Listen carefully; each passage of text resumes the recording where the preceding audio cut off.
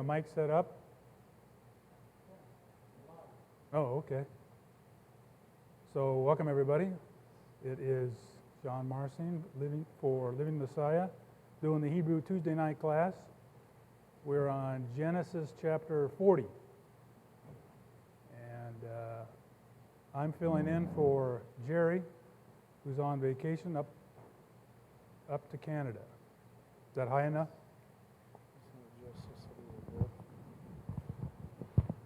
You going up or down? Is that louder?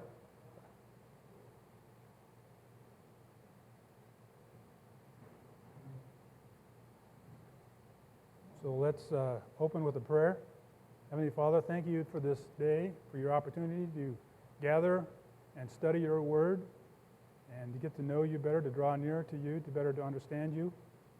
And we thank you for the weather we're having. Normally when it rains, most people don't bless that, but in Arizona, that's a blessing. So we're thankful for that. Guide my words and guide us as we go through and study these chapters that we're about to study. So I pray these things in the name of your Son, Yeshua HaMashiach. Amen. Okay, so last week, we did 39. You know what chapter that was? What was the...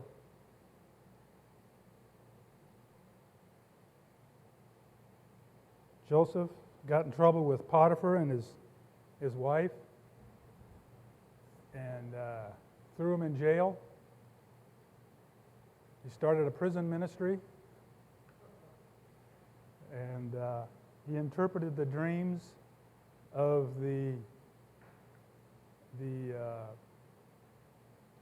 baker and the butler,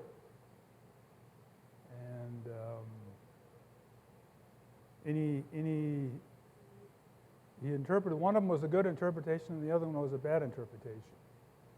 Was there any thoughts on that as far as a reminder? Let me just go through, read his notes here real quick. How did he fare? How did Joseph fare in prison? How was his? He went well, right? It was well with him, even though he's in prison. He's known. He's recognized by Potiphar as someone who's has talent and someone who he can trust. And I look at it as it's training for future management of the whole country. Actually, it'll be the whole world because everybody will come down eventually, or the known world anyway, to get food. So he interprets their dreams, and Joseph reminds the butler, remember me when you leave, and how I was put in here unfairly, and he doesn't do that though, at least not for a while. So let's read chapter 40. If someone who could read it, just read the whole chapter. It's only 23 verses. We can find a reader.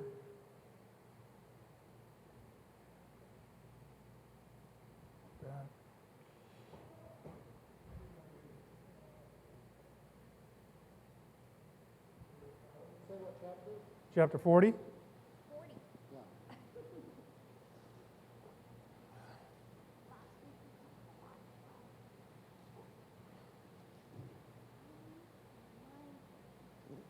Genesis chapter 40.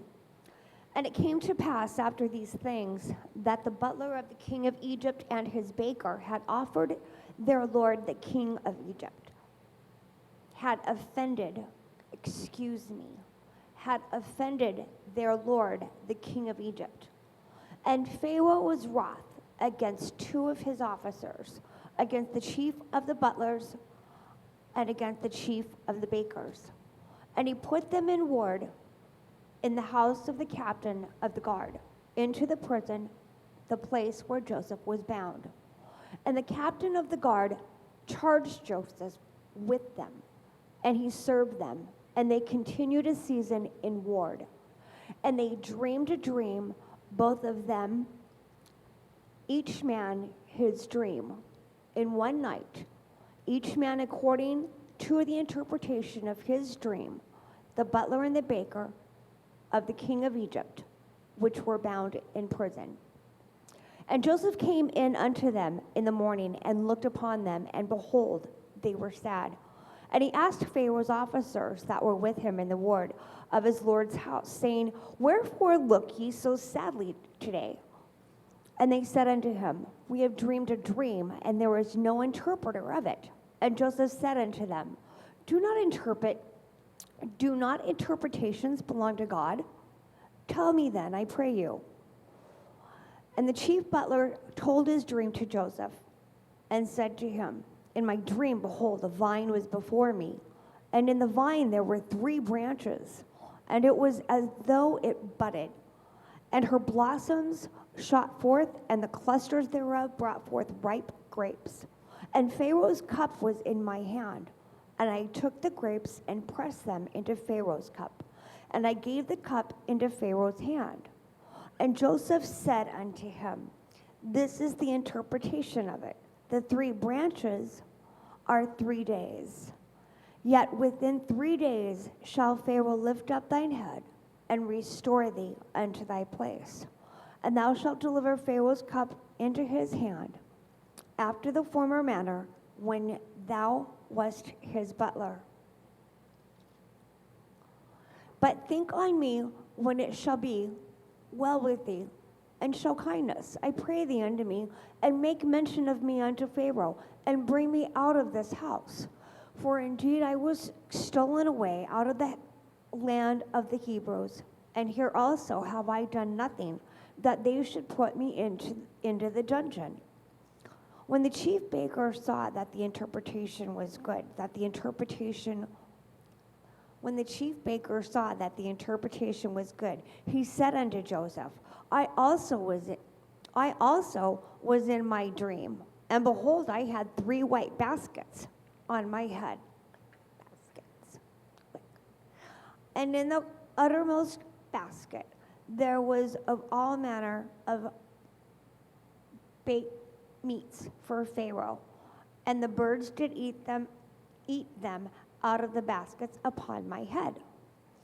And Joseph answered and said, This is the interpretation thereof. The 3 baskets are 3 days. Yet within 3 days shall Pharaoh lift up thy head from off thee. Yet within 3 days shall Pharaoh lift up thy head from off thee, and shall hang thee on a tree, and the birds shall eat thy flesh from off thee. And it came to pass the 3rd day, which was Pharaoh's birthday, that he made a feast unto all the servants. And he lifted up the head of the chief butler and on the chief baker among the servants. And he restored the chief butler unto the butlership again. And he gave the cup into Pharaoh's hand. But he hanged the chief baker, as Joseph had interpreted to them. Yet did not the chief butler remember Joseph, but forgot him. Thank you. So I kind of reviewed all that already. I thought that was from the previous chapter, but that's okay. So who were the two players, the 2 people that were with Joseph? What was their title? The butler and the baker. The butler, I guess, is like the one who tests the wine. So one did well, the first one, the butler. And what I noticed, as I read it today and went over it, I tried to look at the distinction between the 2, and I noticed that when the butler was describing what he does, there was like branches and buds were coming up and fruit, and it's a very positive thing, is how I interpreted it. And then when I read the baker, first of all, he just sort of says, well, I heard that dream, now I want to hear a dream. I want to hear the interpretation of my dream as well. And it was a similar thing in that after 3 days, he was going to have his head separated from him. And let me read what he says. In verse 16, when the chief baker saw that the interpretation was good, he said unto Joseph, to Joseph, I also was in my dream, and behold, I had 3 white baskets on my head, and the uppermost basket there was of all manner of baked meals for Pharaoh, and the birds did eat them out of the baskets upon thy head. And Joseph answered and said, this is the interpretation thereof. The 3 baskets are 3 days, yet within 3 days shall Pharaoh lift up thy head and from thee, and shall hang thee on the tree, and the birds shall eat thy flesh from off thee. One thing I noticed about it was, and it's just one sentence, but it's almost like he wasn't showing, it implied that he didn't care about the work that he did, because he was letting these birds take the bread from him. So he was not a good servant. I don't know if that's a reasonable interpretation or not. Anybody have some thoughts on?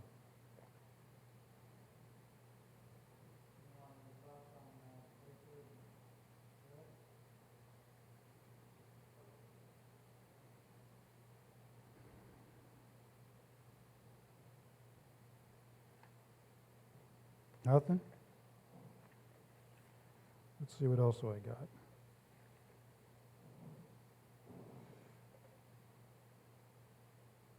I noticed this word interpretation. Let's go back and look at that.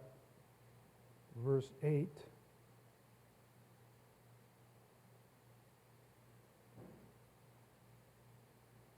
In the Hebrew,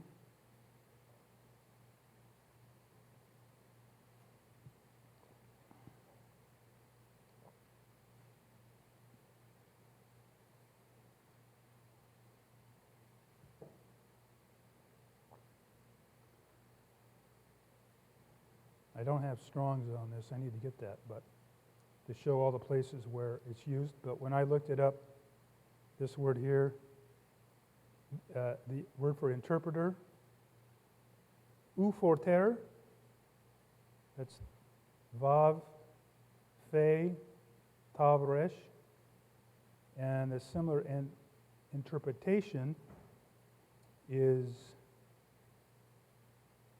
Pitronim, but it's the same letters. The one up here just has a vav in front of it, and it's a soft pay, so it's a fe. And this one is a pay, petronim, so it's like a plural of that, but it has the pay and the tav and the resh.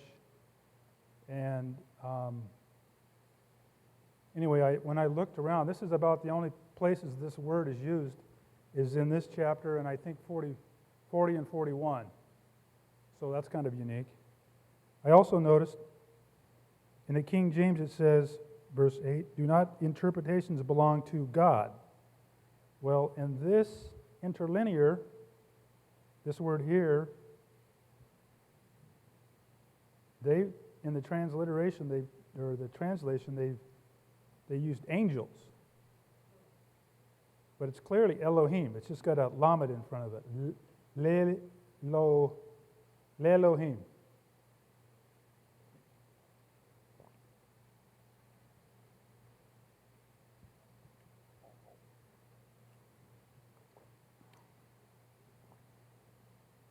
What else? Yeah, see how it right there? Now in the King James it doesn't say angels, it says God. But for this translation, I don't know what other translations you have, they used angels, which is like, I don't know why they used that. You see that?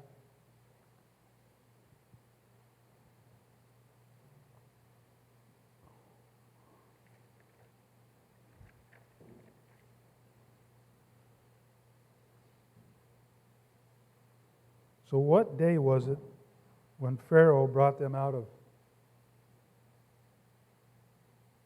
the prison, the baker and the butler?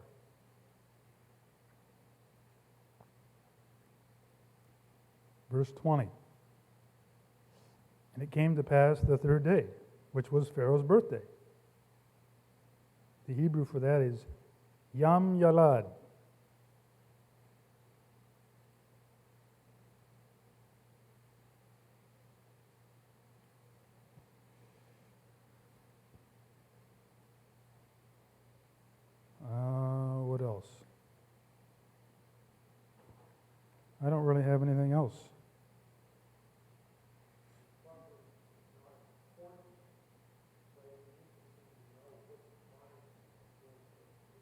Right. The question is, it's not, it'd be interesting to know what the crimes were that they committed.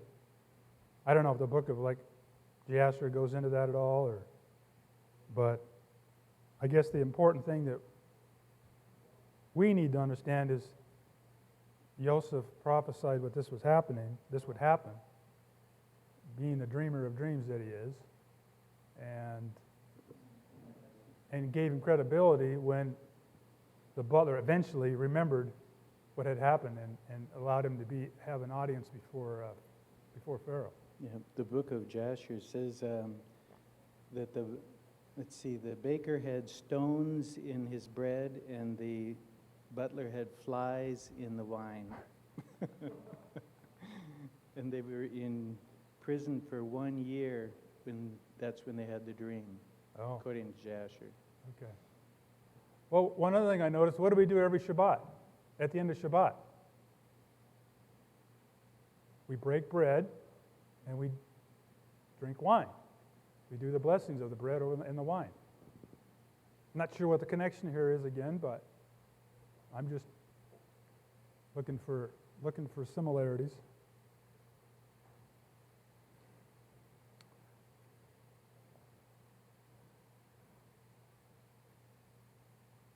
The other similarities, obviously, it's 3 days. Okay. Well, there wasn't much there. Maybe we'll go and read the next chapter, chapter 41. And chapter 41 is the starting of a new parsha, Mechetz, Mem Kuf Tzadi. Anybody want to read 41?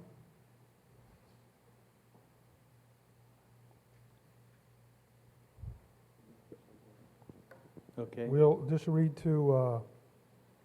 Which verse? How far? well, let's see. Let's just read to 13. There's a break there. Through what? 13, first 13 verses. Okay. At the end of 2 full years, Pharaoh dreamed, and behold, he stood by the river. Behold, there came up out of the river 7 cattle, sleek and fat, and they fed in the marsh grass. Behold, 7 other cattle came up after them out of the river, ugly and thin, and stood by the other cattle on the brink of the river. The ugly and thin cattle ate up the 7 sleek and fat cattle, so Pharaoh awoke. He slept and dreamed a second time, and behold, 7 heads of grain came up on one stalk, healthy and good. Behold, 7 heads of grain, thin and blasted with the east wind, sprung up after them. The thin heads of grain swallowed up the 7 healthy and full ears. Pharaoh awoke, and behold, it was a dream. In the morning his spirit was troubled, and he sent and called for all of Egypt's magicians and wise men. Pharaoh told them his dreams, but there was no one who could interpret them to Pharaoh. Then the chief cupbearer spoke to Pharaoh, saying, I remember my faults today. Pharaoh was angry with his servants and put me in custody in the house of the captain of the guard with the chief baker. We dreamed a dream in one night, he and I. We dreamed each man according to the interpretations of his dream. There was with us there a young man, a Hebrew, servant to the captain of the guard, and we told him, and he interpreted to us our dreams. To each man according to his dream he interpreted. As he interpreted to us, so it was. He restored me to my office, and he hanged him. Is that the end of 13? Yeah. Yep. Okay, so describe Pharaoh's dreams. How many did he have? 2.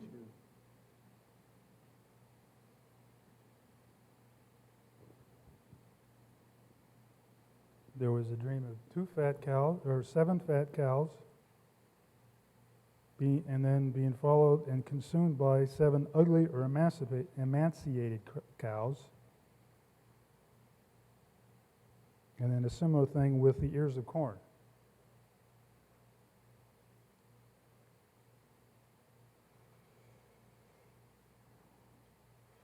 So who did Pharaoh go to first to get an interpretation?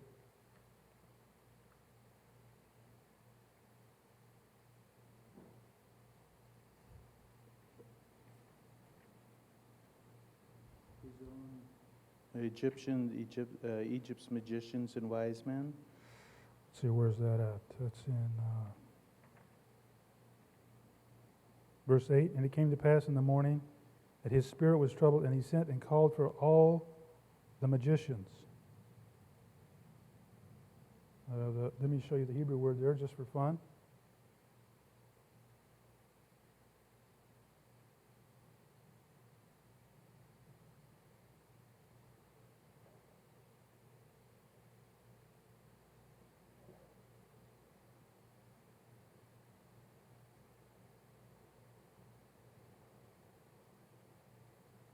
Kartume.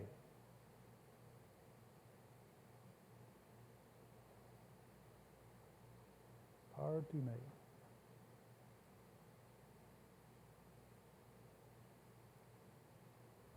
Oh, there's also some standalone olive taws on this. So just for fun, we'll look for those.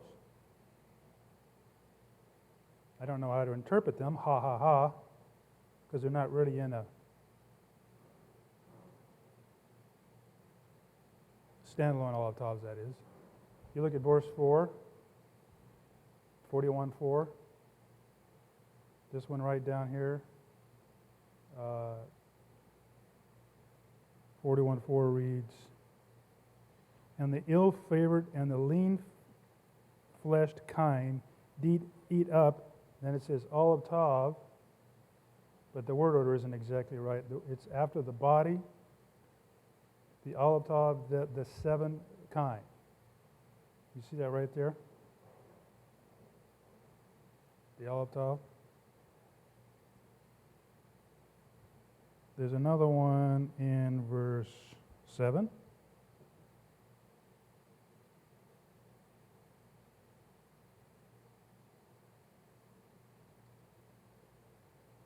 Verse 7 reads, and the seven thin, standalone olive tav ears devoured the seven rank and full ears, and the Pharaoh woke, and behold, it was a dream.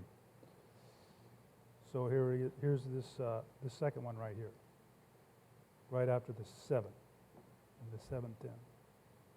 Or actually, it's right before the seven, Sheva. I don't really have any good interpret. Sometimes I can usually make something out of it, but I can't with this one. I need Joseph to interpret what these standalone olive taws mean. Ha ha ha.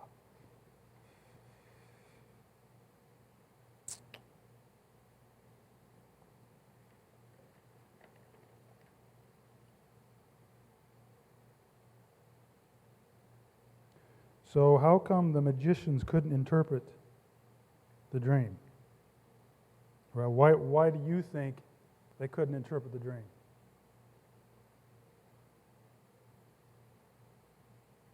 We didn't go far enough to get to what Joseph's response was. But later on, in the next few verses, we'll read where Pharaoh asks him to interpret the dream, and Joseph says, well, I'm not going to interpret. I can't do it. It's God's interpretation. So implying, I would suggest, that these magicians weren't very well connected to God. They were probably afraid to make something up. That could be. Let me read a note that I had on my eSword notes from Nehemiah Gordon. Nehemiah suggested that they offered up a meaning for the dream, but somehow the Pharaoh knew that it was incorrect. He suggested, Nehemiah did, that Pharaoh kind of knew what it meant, but couldn't express the meaning. The point being that when he hears Joseph's interpretations, he knew instantly that was correct. So he's hearing what this Nehemiah's idea. He's hearing what their interpreters are saying, and it's like, you guys are You're out there. Well, they didn't give me any answer at all. Let me see here.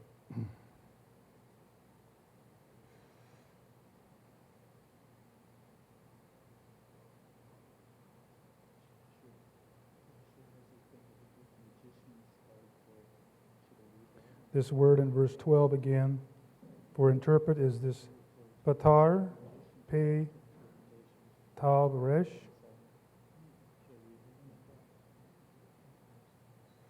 All right.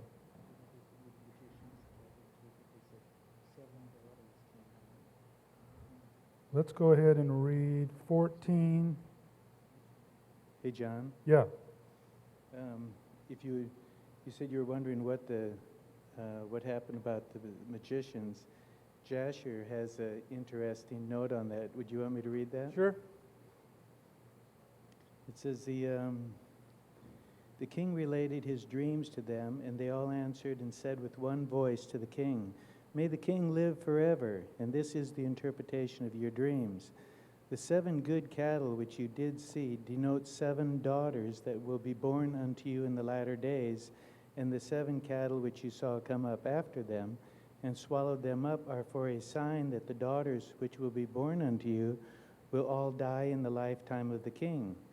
And that which you did see in the second dream of 7 full good ears of grain coming up upon one stalk, this is their interpretation, that you will build unto yourself in the latter days 7 cities throughout the land of Egypt. And that which you saw of the 7 blasted ears of grain springing up after them and swallowing them up, while you did behold them with your eyes, is for a sign that the cities which you will build will all be destroyed in the latter days in the lifetime of the king." And when they spoke these words, the king did not incline his ear to their words, neither did he fix his heart upon them. For the king knew in his wisdom that they did not give a proper interpretation of the dreams. And when they had finished speaking before the king answered them, saying, "What is this thing you have spoken unto me? Surely you have uttered falsehood and spoken lies. Therefore now give the proper interpretation of my dreams, that you may not die." And the king commanded after this, and he called again for other wise men, and they came and stood before the king. And the king related his dream to them, and they all answered him according to the first interpretation. And the king's anger was kindled, and he was very wroth. And the king said unto them, "Surely you speak lies and utter falsehood in what you have said." And the king commanded that a proclamation be issued throughout the land of Egypt, saying, "It is resolved by the king and his great men that any wise man who knows and understands the interpretation of dreams and will not come this day before the king, he shall die. And the man that will declare unto the king the proper interpretation of his dreams, there shall be given unto him all that he will require from the king." And all the wise men of the land of Egypt came before the king, together with all the magicians and sorcerers that were in Egypt and in Goshen. And they all stood before the king. So it says that later on that he had them all killed. So probably wasn't a real good career move for a lot of them. So this was kind of what Nehemiah was saying, that the Pharaoh knew that they wasn't accurate. Let me backtrack. So, how long was the butler? How long did he wait before he told Pharaoh about Joseph? 2 years. Was it 2? Now, you could argue that was bad that he forgot, but if he would have pled his case 2 years earlier, before Pharaoh had the dream, why is the Pharaoh going to care about some Hebrew that's in the prison, right? And to kind of go along with what you're saying, what if the butler was thinking, you know what? I know this guy who could interpret it, and I'll tell Pharaoh about it, and if he's wrong, I have plausible deniability. I just said, hey, I just told you my story. You're the one that decided to go get Joseph and pull him out of the prison and interpret the dream. So if he doesn't interpret it correctly, It's on Joseph's head, not his head. I just thought about that. He was being political here. He's distancing himself, but still wanted to. I'm sure he was in high standards after Joseph figured out what the actual dream was. I'm sure the Pharaoh remembered his thoughts and his what he. It was him that informed him of Joseph.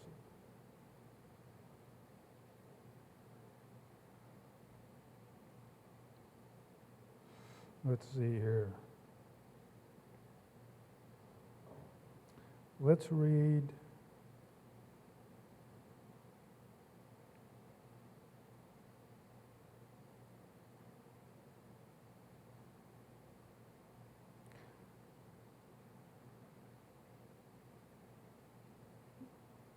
Let's read down to 24.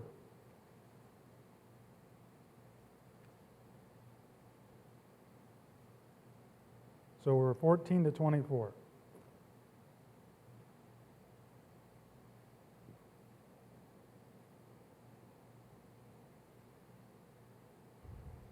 Want me to read it again?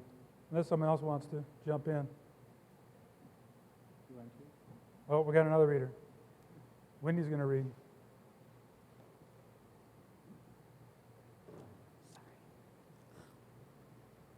Then Pharaoh sent and called Joseph, and they quickly brought him out of the pit. And when he had shaved himself and changed his clothes, he came in before Pharaoh. And Pharaoh said to Joseph, I have had a dream, and there is no one who can interpret it. I have heard it said of you that when you hear a dream, you can interpret it. Joseph answered Pharaoh, It is not in me. God will give Pharaoh a favorable answer. Then Pharaoh said to Joseph, Behold, in my dream, I was standing on the banks of the Nile. 7 cows, plump and attractive, came up out of the Nile and fed in the reed grass. 7 other cows came up after them, poor and very ugly and thin, such as I had never seen in all the land of Egypt. And the thin, ugly cows ate up the first 7 plump cows. But when they had eaten them, no one would have known that they had eaten them, for they were still as ugly as at the beginning. Then I awoke. I also saw in my dream 7 ears growing on one stalk, full and good.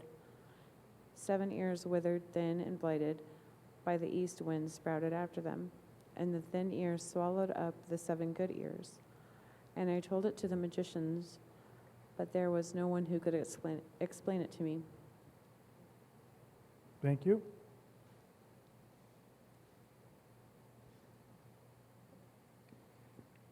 Any thoughts on that?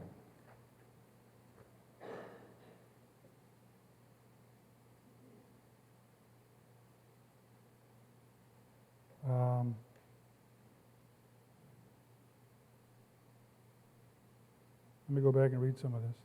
Then Pharaoh sent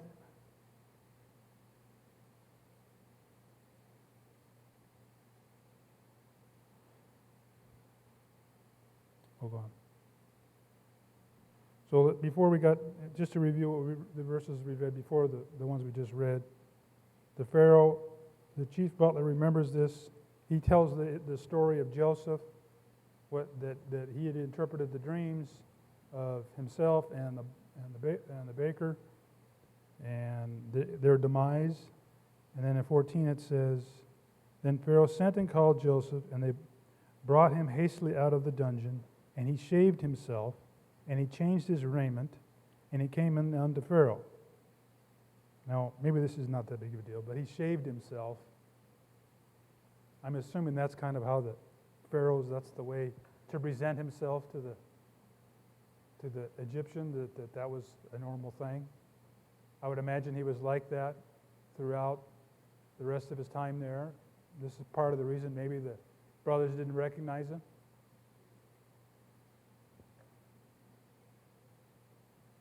He changed his raiment and came unto Pharaoh, and Pharaoh said unto Joseph, quote, I have dreamed a dream, and there is none that can interpret it, and I have heard say of thee that thou canst understand a dream to interpret it. Again, this word interpret is this patar, and it's only found in this chapter and chapter 40. Anyway, Joseph answered, saying, What did yours say, Wendy? It's not, mine says, it is not, well, let me look here. Let's look at this in 16. God will give Pharaoh a favorable answer. If you look at the Hebrew,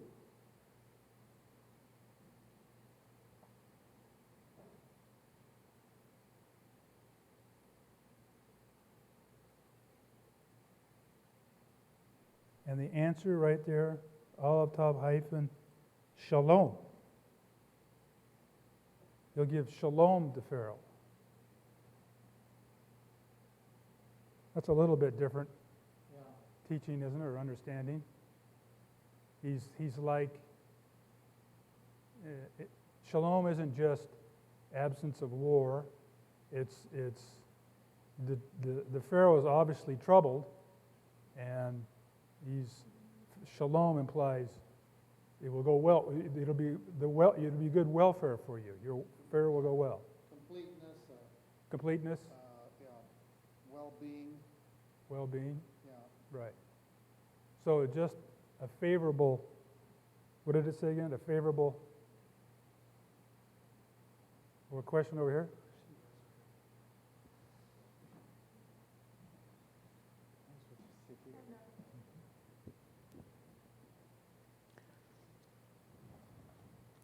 So the ESV says, Joseph answered Pharaoh, "It is not in me. God will give Pharaoh a favorable answer." And then Bible Hub breaks it down. It says, "And answered Joseph et Pharaoh, saying, Not in me, but God will give an answer et of his desire," which is the shalom word, to Pharaoh. So they added shalom. I thought that was interesting. And then I forgot the other thing I was going to say. I forgot a question, sorry. Well, to me, it seems like Shalom is a more powerful thing. Favorable answer is like, oh, I didn't understand that. Now I do. But it doesn't suggest how things are going to go for you. He's obviously troubled because he's. It's a more complete idea. What's that? It's a more completed answer? Yeah, Right. I agree. It's deeper. So my point is, you have these tools here. You see words like, I guess you kind of have to have a knack for looking up words and know which words to go look up. You can't look up every word, but anyway, that stuck out to me. And the reason it stuck out to me, I was reading Jerry's notes, and his says,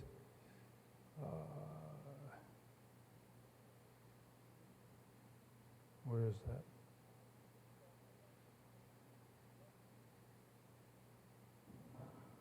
Well, it was similar. I don't have it here right in front of me. Oh, well. What else did I want to talk about this? Oh, and Joseph answered, saying, "It is not in me. God shall give Pharaoh an answer." I'm curious. Now here in the Bible, they translated it Elohim, God. They didn't say angel over it for this verse. Okay? It is not me. God shall give Pharaoh an answer. Okay. Let me just read again, 17. "And Pharaoh said unto Joseph, In my dream, behold, I stood upon the bank of the river, and behold, there came up out of the river 7 kine, fat-fleshed and well-favored, and they fed in a meadow, and behold, 7 other kine came up, poor and ill, very ill-favored, and lean-fleshed, such as I never saw in all the land of Egypt. And 20, I'm going to point out into verse 20, and the lean and the ill-favored standalone Olav cow or kine did eat up the first 7. Let me just show you that real quick. Again, I don't have any deep understanding of what the meanings are of this Olav tovs, if anything, but they're kind of fun to find just to go so you know what to look for. In 16 or 17, there was 2 standalone Olav tovs, and at the end of 16, there was an Aleph Tav with a Vav at the end of it, which was very interesting how all that in that one sequence of literally of one verse. Well, so what verse? It was 17. See, when I say standalone of 17.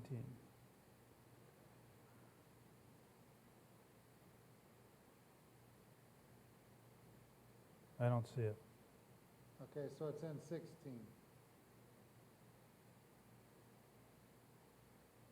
Right there at the top of the page is one of them. There's one of them. So, And then the second one is Done. on the far left side. right. And then look up at the very top, you've got the Aleph Tav Vav, that it's not even giving you the definition of what that word O2 is. Aleph Tav Vav. Yeah, right there at the end of 15. At the top of the page. Second line, Oh. This one? On 15? yeah. Right. So, like I have on my website, when I say standalone, there's different interpretations, but this wouldn't be, according to at least how I've earmarked them, that's not a standalone Aleph Tav because it has the hyphen. Because what? It has the hyphen right there, Oh, okay. and the same thing with this one. Now again, there's, but it's interesting, there's an Aleph Tav attached to Shalom, right? And Oto, you're right, it doesn't have any, there's no blue letters up there to give you what the interpretation Yet is. the definition of the word, whether it's standalone or the hyphen, is the same. It's et. Right. But again, there's a lot more Aleph Tavs hyphened than there are just standalone Aleph Tavs. Yeah. I know I was looking at the Aleph Tavs. This is just silly, I don't know. But I was thinking of, that thing that trended several years ago where they were doing the commercials about it and hashtag it and whatever it. And Hashtag it? yeah, like they were saying this is it. And I don't know. Okay. It was like this commercial. I haven't watched TV in a long time, but it was a while back.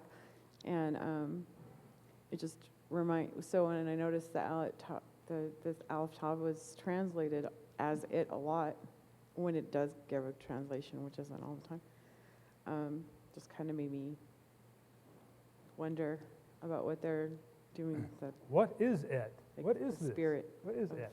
whatever.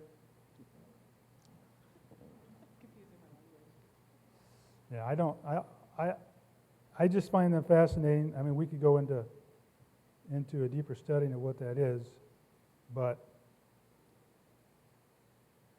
I just wanted, if only to point them out and see them in the scripture where they're at, and suggest that you need to know how you have to be able to recognize the letters. So there's that. Okay, however, we read to 24. Was that what it was? Yes. And in 24, there's another standalone, as I'm defining it anyway. 24, right here. There's no vav in front of it. There's no hyphen after it. It's just all up top. Now, like I said, where they're placed here is kind of, I don't have any deep. Usually I can come up with something, but with these they're not so much. Here's an wait a minute, FGH, that's the wrong one. So any other thoughts on this before we read some more?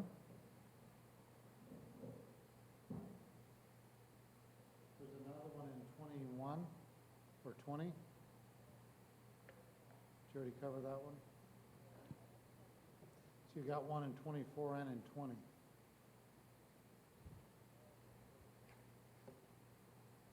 Right. Yeah, I don't know if I did 20 or not. I think I did. Right there. They should make them red letters.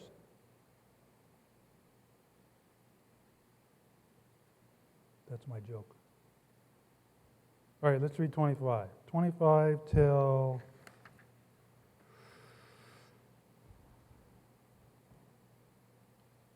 We go to the end of the chapter? Let's go to the end of the chapter. Oh, no, not 25 to 37.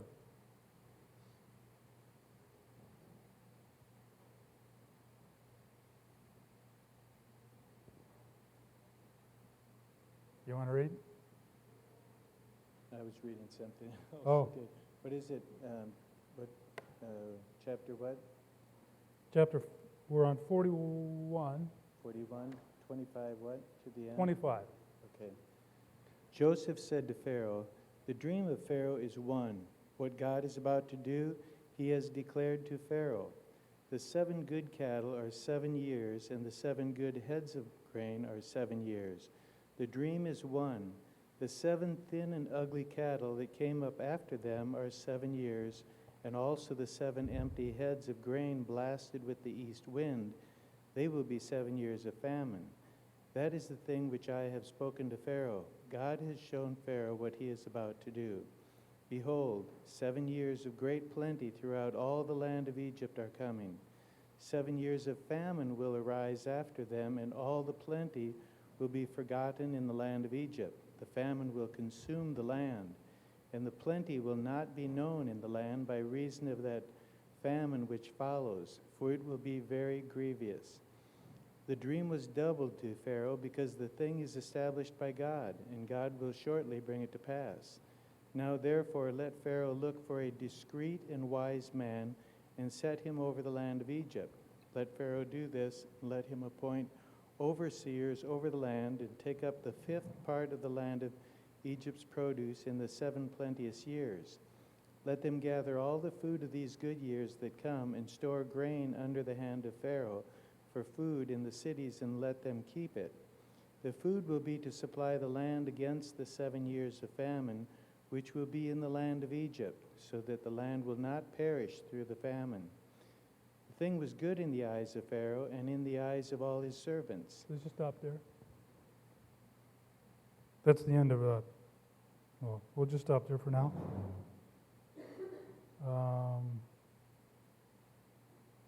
Let me read Jerry's notes here. Joseph's interpretation. The interpretation that Joseph gave Pharaoh fits the dream very well, including the fact that the dreams also included God's instructions for dealing with the upcoming famine. However, it is unlikely that anyone could have come up with such an interpretation without inspiration from some external source. Therefore, it is reasonable that Pharaoh would assume that the Spirit of God was in Joseph. Well, he certainly likes it. At the end of this, the last verse we just read, he says, and in the eyes, and the thing was good in the eyes of Pharaoh and in the eyes of all his servants. So it's like everybody kind of goes, well, oh, that's it. It makes sense. So how many years do they collect? Are they collecting? Well, first of all, let's go over the interpretation. What were there was 2 dreams. What does Joseph say about the 2 dreams? They're both one. They're one. They're achad. I think it actually uses the word achad there. It does. In fact, just for fun, we'll look at that. Verse 25. In the Hebrew.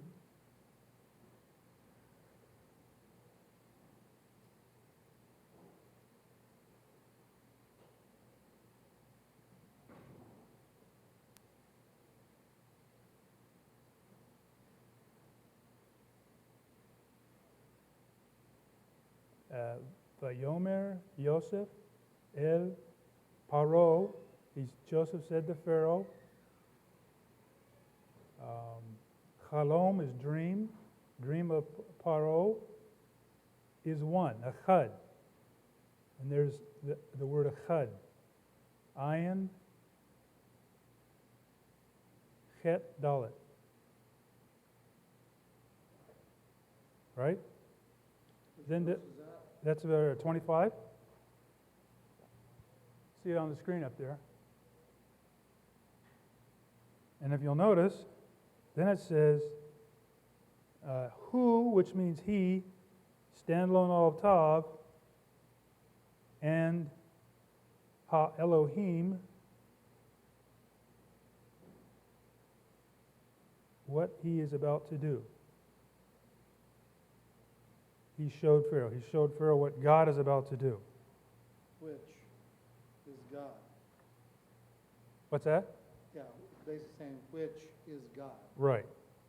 So that's the last all of Tav, I think, in this chapter, the standalone, as I'm earmarking them anyway. But I found it interesting that there was the word echad there.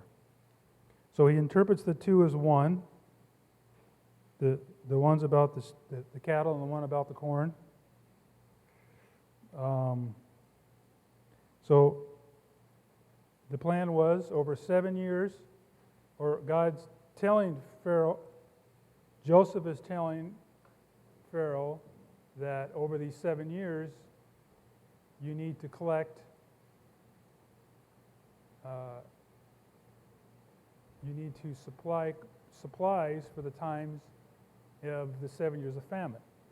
So how much, so that's over 7 years, right? How much does he take every year? Didn't it say 1/5? Right. So what's that going to do? So if you're taking 20% for 7 years, Yep. that's 7/5, right? 7/5 is more than one. So you'll have enough for the 7 years plus 2/5 left over, because it's not just going to be Egypt that's going to come down. We're going to have a bunch of people that are coming down as well, right? That's considering you'd only consume 1/5 each year. I would think that you'd probably consuming more than that, wouldn't you? I would assume you'd only consume 1/7. Say that again, John? Oh, maybe I'm thinking that wrong. So I guess so at the end of the year, oh, I see what you're saying. You've only got a year's worth. A year and Okay, a so here's my quarter. response to that. These are the years of plenty. So 1/5 of plenty is a bigger pie, right? In fact, I think Mark was talking about a little bit about these labyrinths, is what I've heard them called, that Joseph created, these humongous silos that they put these in. Also consider the fact, one of the few things I remembered in college, the farmer's dilemma. Guess what happens to the price when the surplus, they're in a big surplus in the first 7 years, right? What's the price of corn going to do? It's going to plummet. It's going to dive. So he's buying it at a high price or at a low price?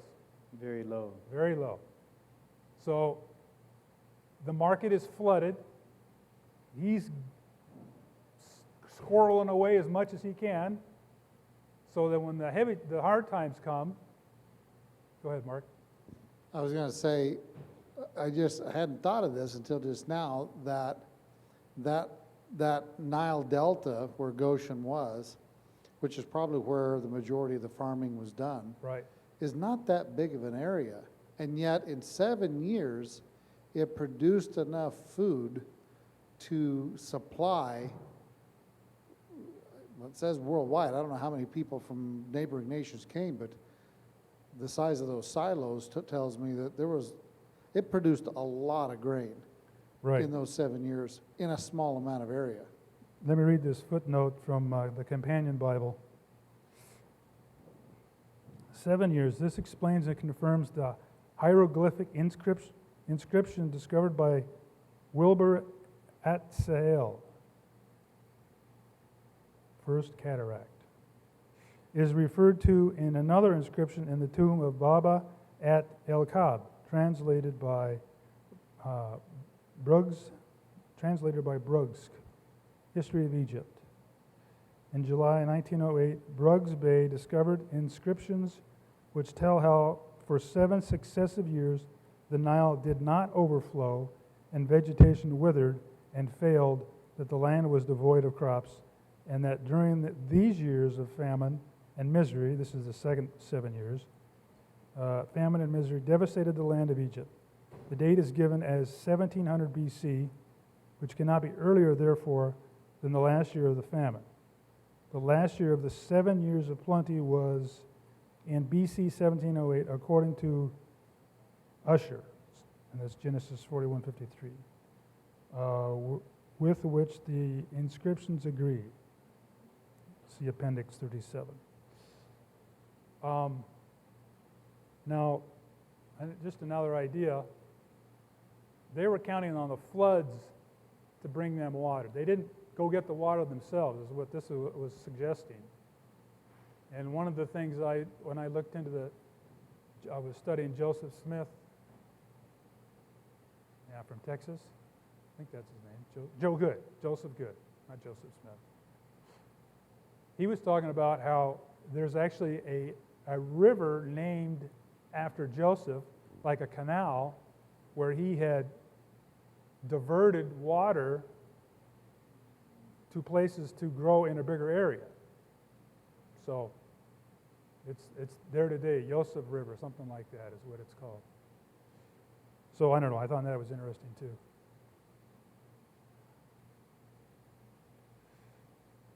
So where did you read to? You read to the end of let's look at some Hebrew words here. Oh, I want to look at in verse 32.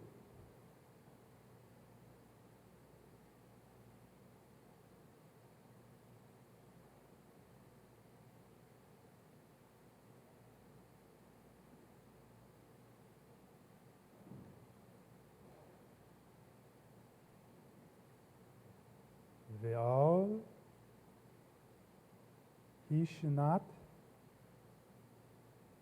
that was doubled, the dream, Ha-cholam, El Paro, twice is Pa'amaim, Ki established, that was the word I want to look at, Nachon. That looked like a good word to look up. Nun, Kaf, Vav Holam, Nun Safit.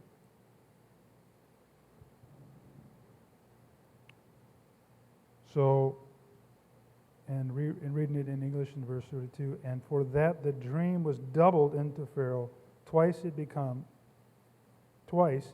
is because the thing is established. What does that kind of remind you of?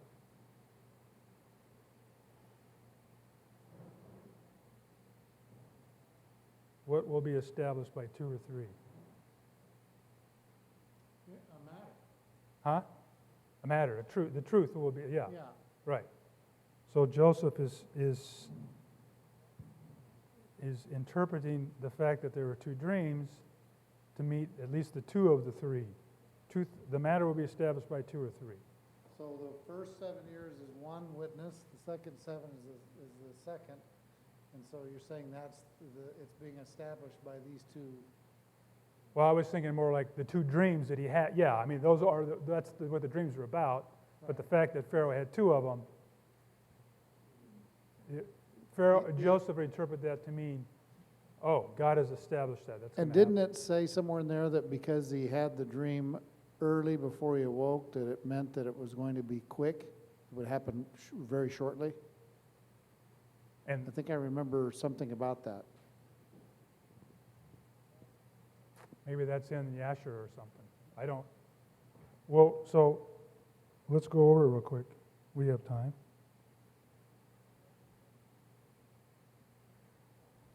Well, I think what he says is, as far as quickness goes, in verse 33, now therefore let Pharaoh look out a man, discreet and wise, and set him over the land of Egypt. Let Pharaoh do this, and let him appoint officers over the land, and then he says, take up a 5th. So I would interpret these to mean there's an element of urgency about this. Don't dilly-dally around about this. But I don't know as far as, I don't recall that, but maybe I missed that.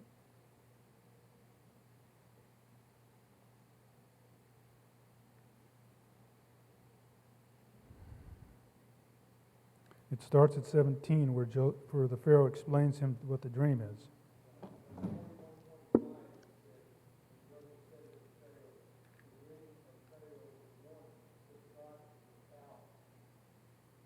Okay. The dream of Pharaoh is echad. God hath showed Pharaoh what he is about to do. So that obviously implies you need to get on. You need to start working on this. And what it's also interesting about what Joseph does is he tells them, he doesn't just give him the interpretation. He tells them, this is the solution to your problem. You need to do this.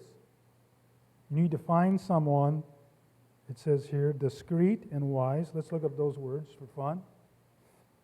33.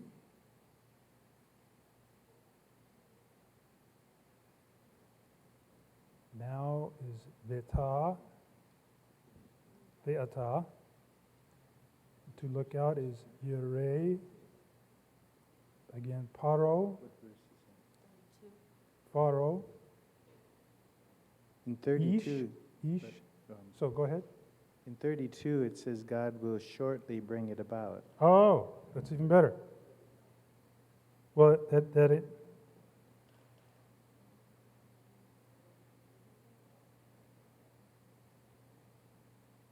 Oh, he says, and the doubling of Pharaoh. Sorry.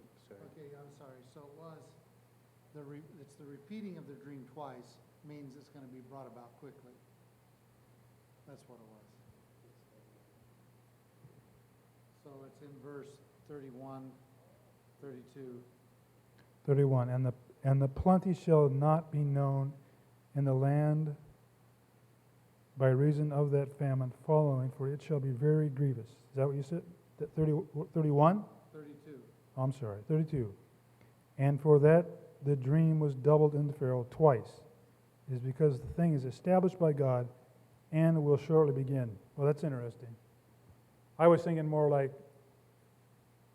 it's established like witness of 2 or 3, but it's also, like you said, it says, God says it will shortly. The dream twice meant that it was going to be brought about very quickly. Right. Let me look at verse 33. We got time here. I'm going to look up this word discreet.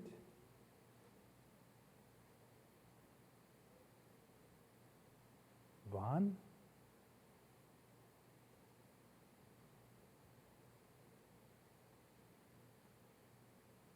Vanan is the word for discreet, and wise is vechacham. Vechacham. That's probably better. Okay. What else? Anybody have any other thoughts?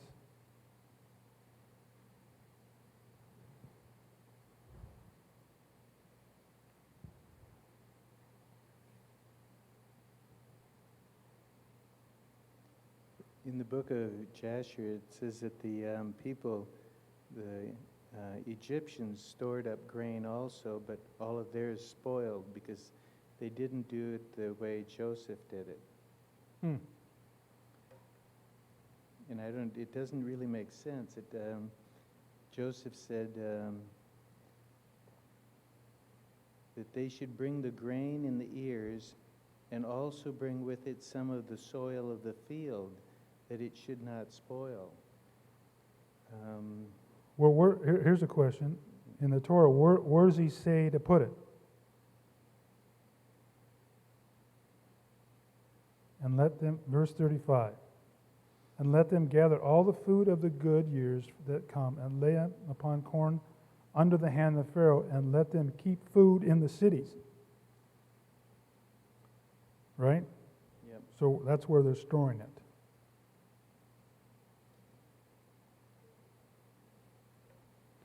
Anyway, I just like how, I don't know if you had to continue on with your thought, but I just like how Joseph a cynic could say, well, he's setting up a job for himself because he's telling them what needs to be done. And since he knows what's going to happen, Pharaoh's like, well, let's have you do it. You seem to know what's going on. All right. Shall we read some more? Okay, go ahead. 34. Let me read the question and then, because I can't hear you on the mic.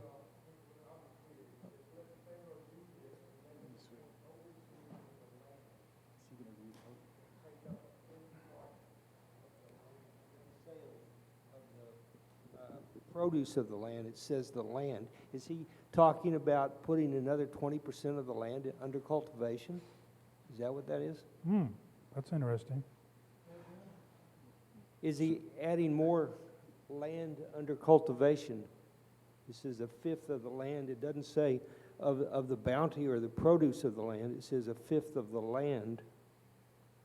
Yeah, I just interpret that to mean the bounty of the land, but that's not really there. I mean, it's suggesting, if that's true, then this idea that they created canals to make bigger farmland, which is what this thing of Joseph is, this river of Joseph.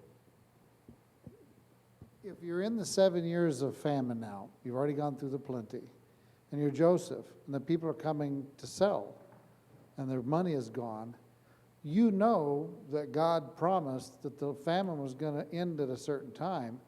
Well, why not take the land? Because when the famine is over, you've got more land now to continue on and bringing in crops and doing whatever you want to do on this land, because the famine's going to end then, and then you're back into a whole nother scenario. So sure, I would think acquiring land would be a great thing, especially I think they're in the second or third year of the famine already. In that culture, who owned the land? The king, the Pharaoh, or did the individual farmers? The farmers did before they sold it. Well, here we're just reading about what's going to happen. We're not even in the first year of as I interpret it, we're not even in the first year of plenty.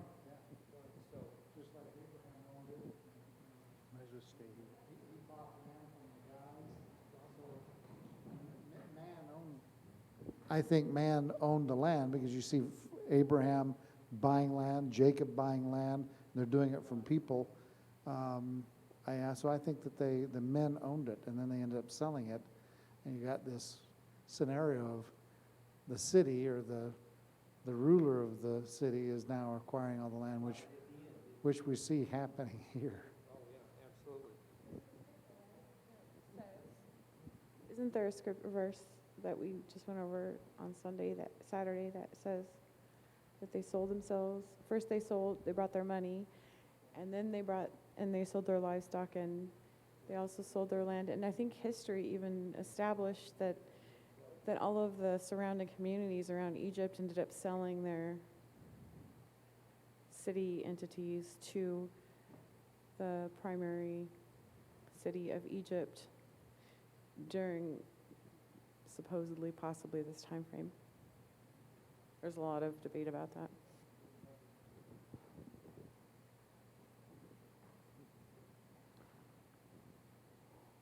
Well, I like what you got there, Marvin, because it doesn't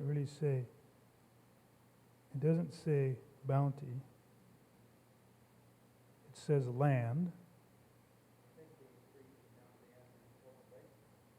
That's what I would interpret it. And the land probably wasn't, again, if you accept that which is what Joseph Good was implying, that he created this canal, sort of like in California, before there was just a big wasteland, and then the Imperial Valley, man, it's just like the breadbasket of the world now.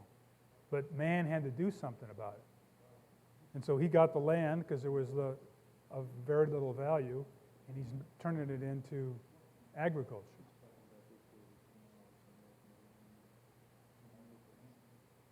Say, John, where did you get the idea about the canals and irrigating more land and stuff like that? You need to Google Joseph Good. He's a Hebrew roots guy in Texas. And you need to look up, Google Joseph's River or Joseph's Canal, and look up also Joseph's Labyrinth. He says it was like equivalent to, one of the 7 wonders of the world. This thing was so big. It's been a while since I looked at that.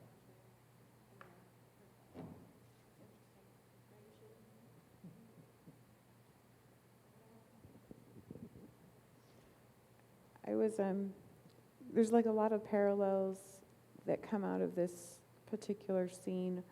The whole story about Joseph and his adventures in Egypt that parallel with our society today, such as the way that, they bring the produce into one set space and kind of control now they kind of do it, whether it's at the direction of God, I'm not sure, but it's kind of to control the city sources and to keep people kind of in city areas and not necessarily.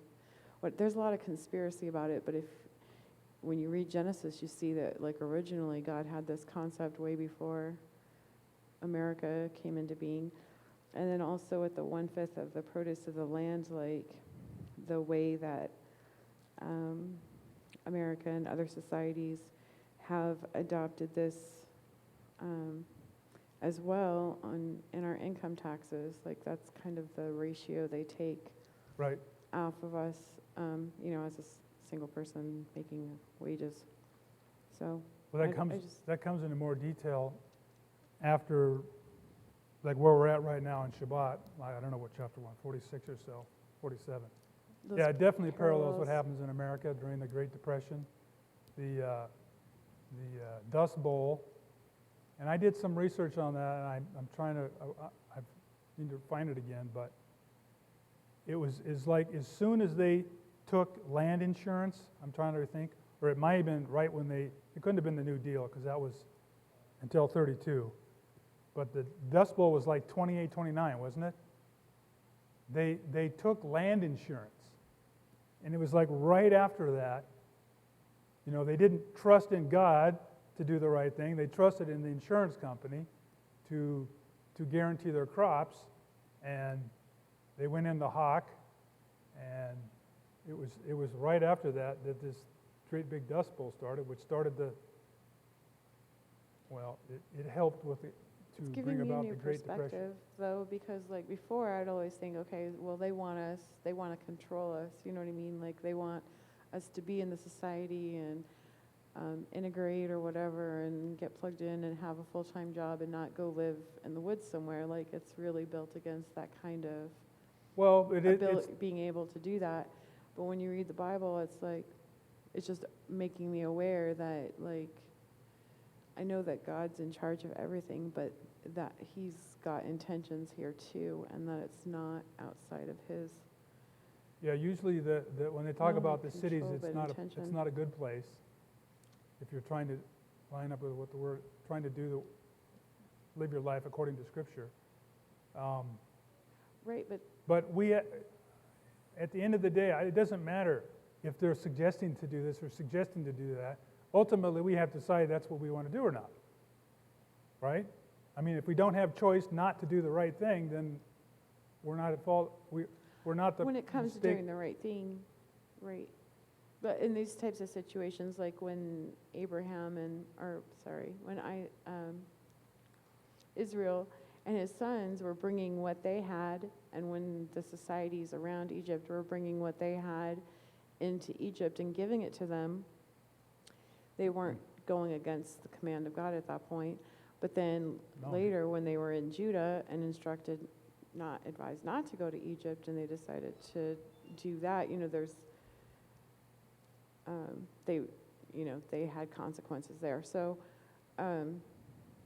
my only point, though, in this was that, like, sometimes God seems to orchestrate like how the city, like it's all still in His control and within His intention of the whole picture. Where, in previous years, it was more like of a conspiracy to just keep us enslaved and not, like, we don't have any ability to live in the woods by ourselves and thrive. So it's just interesting to me how it's paralleled kind of that way. Again, we have to make choices. And you make bad choices when you don't study the Word and you don't see the patterns that are coming about. Clearly, Yahweh orchestrates this. Joseph himself says so at the end of it. This was the intent of God to unite the family. You will also notice in there that the priest, that didn't apply to them. We'll read about this coming up. We just read it in Shabbat, I think. The land where the priests were, of course, these are the priests of Egypt, but Israel will be a kingdom of priests. They weren't part of that. They were not part of the public, if you will. They were not bound by those rules because the Pharaoh didn't have control over them. So that suggests to me you ought to think about becoming a priest, like a citizen of the kingdom of Israel, maybe? Any thoughts on that? A kingdom of priests. A kingdom of priests, right. If we're a kingdom of priests, even in the story of Joseph, where all these people sell everything they have, didn't apply to the priest.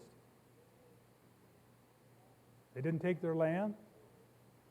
The priests have duty and responsibility to Yahweh. They have to do a tithe, which is a tenth. But with these guys, it's 20%.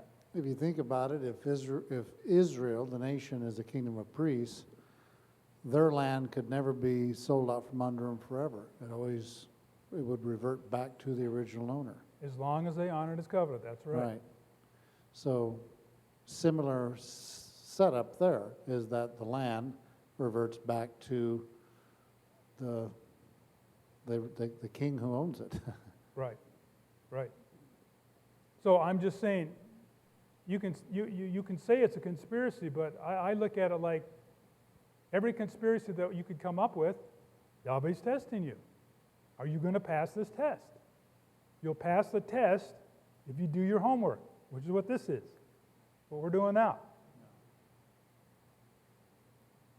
Does that make sense? I'm not going to use that on this. So it's 8:30. I did want to say this off of the air real quick, and that is, there is a lot of teaching going on right now about the Melchizedek priesthood. And through this, and I haven't looked at all of it, but there's some science to this Melchizedek priesthood, that the Levitical priesthood system is, if anyone tries to do anything like that, it would be Satan.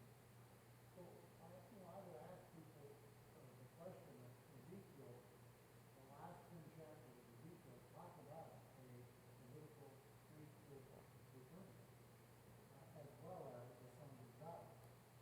So, and besides, I tell people, if we get bent out of shape about what's going to happen when Yeshua comes back, and we don't really know all things, and we end up fighting and bickering over things because one says it's word and the other priesthood now and not Levitical. Well, it doesn't matter. There's no priesthood in existence in Israel anyway. We'll wait and find out when he comes back what's going to set up. Ezekiel seems to imply that there's going to be a priesthood that will be officiating sacrifices in the temple of Yeshua. That's what it implies.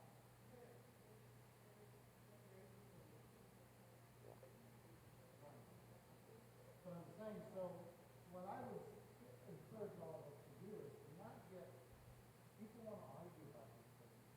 And so look, you don't know everything about what's going to happen when it comes back. You've got pieces.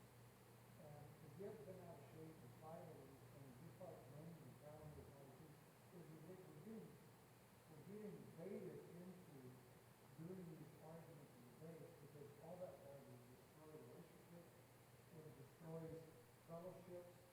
And so I want to encourage people, don't get caught in it because it's fruitless. What does the scripture say? The debates are fruitless. It's just not worth the time to be involved in.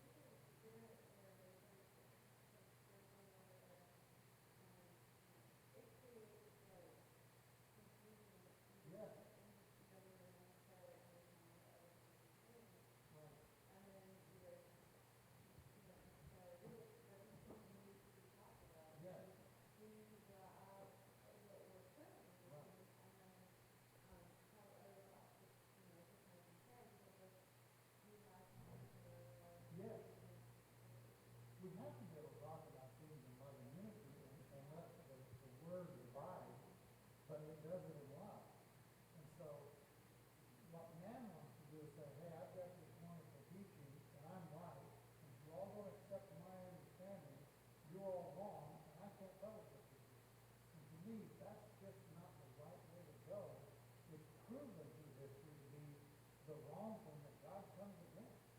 And so I just want to encourage our fellowship to, when we see this happen, encourage the people that are getting baited into it, say, look, don't get caught up in that. It's not good. It's not worth saying, okay, well, if that brother is right, okay, he may be right, but there's no sense in fighting and arguing about it or causing division within fellowship. It's just the enemy is rejoicing over it when we see these things happen. So let's close out. It's 8:30, and then we can. Heavenly Father, thank you again for the opportunity to come together and study your word and to grow in your word and to figure out what we're supposed to be doing and how we're supposed to carry out our walk. I pray these things in the name of your Son, Yeshua HaMashiach. Amen.